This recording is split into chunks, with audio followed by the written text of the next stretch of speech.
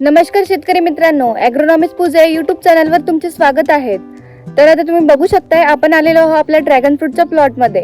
आणि आता जे आहे मार्च महिना चालू झालेला आहे आणि होळी जी आहे जवळपास संपलेली आहे। आता होळी संपल्यानंतर काय होते की उन्हाचा जो तडाखा आहे तो वाढत जातोय। तर अशा वेळी उन्हाळ्यामध्ये ड्रॅगन फ्रूटवर काय समस्या येतात आणि आपण त्यावर काय समाधान करायला पाहिजे ही संपूर्ण माहिती आपण आजच्या या व्हिडिओमध्ये जाणून घेणार आहोत। तरी शेतकरी मित्रांनो, तुम्ही जर ड्रॅगन फ्रूट उत्पादक शेतकरी असाल तर हा जो व्हिडिओ आहे तुमच्यासाठी आहे, म्हणून तुम्ही हा व्हिडिओ नक्कीच शेवटपर्यंत पहा। तर शेतकरी मित्रांनो, आपण सर्वात अगोदर जाणून घेऊया की ड्रॅगन फ्रूट मध्ये उन्हाळ्यामध्ये काय समस्या आपल्याला पाहायला मिळतात। तर त्यामध्ये सर्वात पहिली जी समस्या येते ती म्हणजे सनबर्निंगची समस्या। तर आता जो आहे मार्च महिना चालू झालेला आहे आणि मार्च महिन्यामध्ये ऊन जे आहे आता हळूहळू वाढायला लागलेला आहे। तर उन्हामुळे काय होते की झाडाचे जे वरील लेअर आहे किंवा झाडाचे जे काही सेल्स आहे ते डॅमेज झालेले आपल्याला इथे पाहायला मिळते आणि त्यामुळे झाड जे आहे पिवळे पडलेले आपल्याला इथे पाहायला मिळते।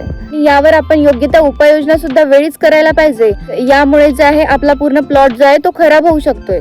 तर आपण यावर उपाययोजना म्हणून जे आहे आपण इथे कावलिनचा स्प्रे घेणार आहोत। ही जी कावलिन स्प्रे आहे तिला चायना क्ले सुद्धा म्हणत असतात।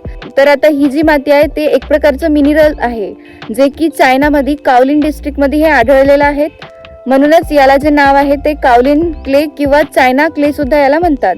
तर आता याचा वापर करताना आपल्याला काय करायचं आहे की 20 लिटरचा आपण इथे पंप घेतलेला आहे आणि 20 लिटरच्या पंपसाठी आपण 1.5 ते 2 किलो जवळपास माती घेतलेली आहे। आणि ही जी काही कावलिन माती आहे तर ती सर्वात अगोदर आपल्याला एका बकेटमध्ये घ्यायची आहे। एका बकेटमध्ये आपण जवळपास 1.5 ते 2 किलो माती घ्यायची आहे आणि ती जी आहे पाण्याने चांगली मिक्स करून घ्यायची आहे। आणि मिक्स केल्यानंतर चांगला घोल जो आहे आपल्याला तिथे बनवून घ्यायचा आहे, जेणेकरून त्यामध्ये कुठल्याही प्रकारची गुठली वगैरे राहिली नाही पाहिजे। आणि असा जो काही मिश्रण आहे ते तयार करून आपण ते जे आहे स्प्रे मध्ये भरून घ्यायचं आहे। आणि सोबतच आपल्याला जो काही सिलिकॉन बेस स्टिकर आहे त्याचा सुद्धा इथे वापर करायचा आहे, जेणेकरून जे काही आपण मिश्रण वापरत आहोत ते झाडाला चांगल्या प्रकारे चिकटून राहायला पाहिजे, यासाठी आपण स्टिकरचा वापर करत आहोत। तर हे दोन्ही पण आपल्याला एका स्प्रे मध्ये घ्यायचे आहे आणि याची जी फवारणी आहे आपल्याला झाडांवर करून घ्यायची आहे। तर शेतकरी मित्रांनो, त्याचा जो स्प्रे आहे आपल्याला अशा प्रकारचा जो आहे झाडांवर मारून घ्यायचा आहे। तर हा जो स्प्रे मारल्यानंतर तुम्ही बघू शकता की असं वाटत नाही की आपण इथे स्प्रे जो आहे तो केलेला आहे आणि तेवढी जे पांढरेपणा आहे ते इथे दिसत नाही आहेत, पण झाडे जे सुकल्यानंतर आहे त्यावर एक पांढऱ्या कलरची लेअर फॉर्म होते। तर त्या लेअरमुळे काय होते की जे काही सनचे रेज आहे ते झाडावर आल्यानंतर पूर्णतः रिफ्लेक्ट होऊन जाते आणि रिफ्लेक्ट झाल्याच्या नंतर त्यामध्ये जे काही टेम्परेचर आहे ते मेंटेन राहते आणि सोबतच झाड जे आहे ते पिवळे पडत नाही किंवा त्याचे जे सेल आहे ते सुद्धा डॅमेज होत नाही। तर शेतकरी मित्रांनो, जसं ऊन जे आहे पूर्वेकडून निघून पश्चिमेकडे जे आहे ते मावळते, पण सर्वात जास्त दुपारचा जो टाइम असतोय, सर्वात जास्त जो काही सूर्य आहे तो दक्षिणेकडल्या साईडकडून असतोय, म्हणून जे काही झाडे आहे ते दक्षिणेकडून साईडने जे आहे जास्त प्रमाणात पिवळे पडल्यासारखे आपल्याला इथे दिसतंय। तर हा जो पिवळेपणा थांबवायचा असेल तर तुम्ही हा जो स्प्रे आहे इथे घेऊ शकताय। आणि जेव्हा आपण स्प्रे घेतोय तर दक्षिणेकडल्या साईडने जे आहे आपल्याला प्रॉपर स्प्रे करून घ्यायचा आहे। तर यावर स्प्रे केल्यानंतर थोड्या वेळात तुम्ही पाहू शकताय की जो काही आपण चायना मातीचा जो स्प्रे घेतलेला आहे तर त्याची जी आहे अशा प्रकारची लेअर जी आहे झाडावर तयार झालेली आहे। तर आता ही जी लेअर आहे, जसं आपण चेहऱ्यावर सनस्क्रीन लावत असतोय तर त्या प्रकारची ही जी लेअर आहे ते काम करते। तर यामुळे काय होते, जे काही सनलाईट जेव्हा त्या झाडांवर पडते तर ही जी लेअर आहे त्याला रिफ्लेक्ट करण्याचं काम करते, यामुळे जे काही सनबर्निंग किंवा सेल डॅमेज होण्यापासून वाचवते आणि झाड जे आहे पिवळे पडण्यापासून वाचवते। आणि सोबतच जे आहे झाडाचे जे काही टेम्परेचर आहे ते मेंटेन ठेवण्याचं काम करते आणि यामुळे जे काही ट्रान्सपिरेशन आहे किंवा बाष्पीभवन आहे ते कमी करण्यास मदत करते आणि प्रॉपर झाडाला मेंटेन करण्याचं काम करते। आणि सोबतच झाडाचं जे काही फोटोसिंथेसिस आहे ते सुद्धा चांगल्या प्रकारे सुधारते।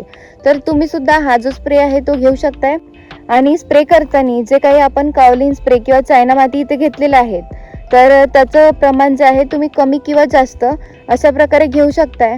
आणि जेव्हा आपण चायना क्लेचा इथे वापर करत आहोत तर ते जे सोल्युशन आहे ते त्या नोझलमधून निघेल याच प्रकारचा आपल्याला स्प्रे घ्यायचा आहे। तर कमीत कमी आपल्याला 1 ते 1.5 किलो याप्रमाणे घ्यायचं आहे आणि जास्तीत जास्त तुम्ही 2 किलो पर्यंत याला वापरू शकताय। तुम्ही तुमच्या अनुभवानुसार इथे जे आहे याचा स्प्रे जो आहे घेऊ शकताय। आणि हा जो स्प्रे आहे तुम्ही उन्हाळ्यात जर करून घेतला तर नक्कीच तुम्हाला चांगला फायदा जो आहे इथे होऊ शकतोय. तर शेतकरी मित्रांनो, तुम्ही सुद्धा या प्रकारचा जो स्प्रे आहे तुमच्या ड्रॅगन फ्रूटच्या बागेवर करू शकताय. तर यामुळे जे काही सेल डॅमेजिंगची समस्या आहे ती सुद्धा कमी होते, सोबतच टेम्परेचर सुद्धा कमी करण्यास मदत करते आणि झाडामध्ये जे काही फोटोसिंथेसिसची प्रोसेस आहे ती सुद्धा सुधारण्यासाठी मदत करते. आणि सर्वात महत्त्वाचं म्हणजे ही जी काही आपण चायना क्ले इथे वापरत आहोत ॲज अ इन्सेक्टिसाईड किंवा पेस्टिसाईड म्हणून सुद्धा काम करते, जेणेकरून जे इन्सेक्ट आहे किंवा पेस्ट आहे त्याला कंट्रोल करण्याचं काम करते. म्हणजे जी लेअर फॉर्म झालेली आहे त्यामुळे त्यांना रस जो आहे तो शोषण करता येत नाही. तर यासाठी म्हणून जे आहे इथे पेस्टिसाईड म्हणून त्याचा वापर होत असतोय. तर या मातीचा जो आहे सर्वात जास्त वापर फळझाडांवर गुजरातमध्ये केला जातोय. तर आता तिकडलं पाहूनच आपल्याकडे जे शेतकरी आहे याचा वापर करायला लागलेले आहेत. तर तुम्ही सुद्धा ही जी माती आहे तुमच्या शेतामध्ये जी आहे याची फवारणी घेऊ शकताय आणि तुमची जी बाग आहे ते उन्हापासून सनबर्निंग होण्यापासून वाचवू शकताय. जर तुम्हाला कावलिन क्ले किंवा जे काही चायना क्ले आहे तर याच्या फवारणीबद्दल जर तुम्हाला काही प्रश्न असतील तर मला कमेंटमध्ये तुम्ही नक्कीच विचारू शकताय. आणि ही माहिती तुम्हाला कशी वाटली मला कमेंटमध्ये नक्की सांगा. आणि ही माहिती तुम्हाला जर आवडली असेल तर नक्कीच तुम्ही व्हिडिओला लाईक करा. आणि अशाच नवनवीन कृषी माहितीसाठी तुम्ही ॲग्रोनॉमिस्ट पूजा या यूट्यूब चॅनलला सबस्क्राईब करायला विसरू नका. धन्यवाद.